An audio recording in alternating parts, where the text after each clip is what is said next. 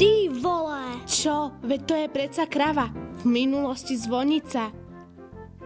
Čo sa robí vo zvonici? No predsa, veď zvoní. Jej, poskakujúce zvončeky. Poď trsať, zvončeky hrajú našu obľúbenú pesničku. Bože, stále len samé blá, blá, blá. Ticho, sme v kostole. Tá mu ale dala. Ty, brďo, to bola poriadna šupa. A je po kostole. To by bolo, keby ten kostol vzlietol. Aj s tým psom. Čo to je? Volá, kedy sa tam chodili kúpať naši rodičia a ich rodičia. Milujem, keď mám vyplazený jazyk a vejú mi vlasy na tobogáne. To musí byť fajný relax. Vo vode sa cítim ako morská panna. A ja zas ako chobotnica. Aká výrivka. A ako bublá.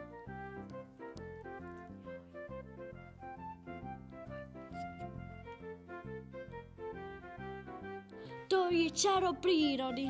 Tak sa vytvorila priehlbina na Gerlachovskom štíte.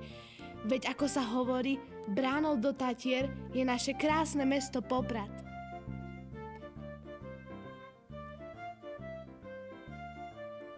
Po Tatrách nám zostala iba cedulka s nápisom Tatry. Škoda, že tam už nie sú. Tam lieta orol. Veď to je predsa lietajúci človek.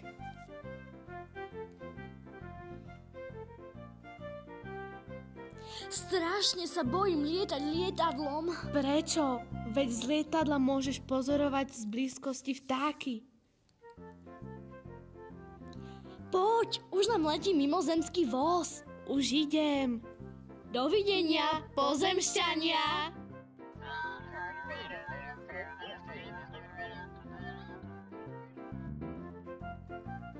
Povozme sa na kobyle. Tak nasadajme. Ten vlak ale maká. Ale čo si bez mozgu? Veď ten vlak predsa frčí. Aha, stĺpik. Len vyliez naňho. Ten vlak vlakuje až do nekonečna. Nekonečná jazda životom. Čo je to?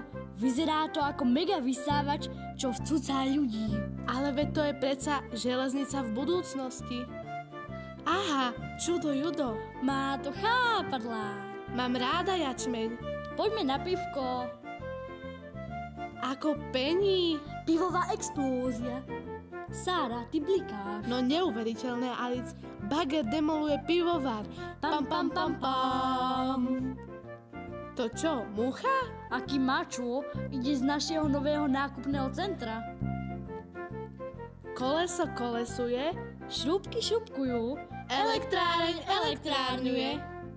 Čo by sa dialo s vranami, keby dostali elektrošoky? Tancovali by elektro-bugy-bugy.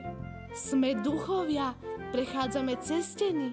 Táto animácia je v 3D. Aké by to bolo žiť v obraze? Asi zaujímavé.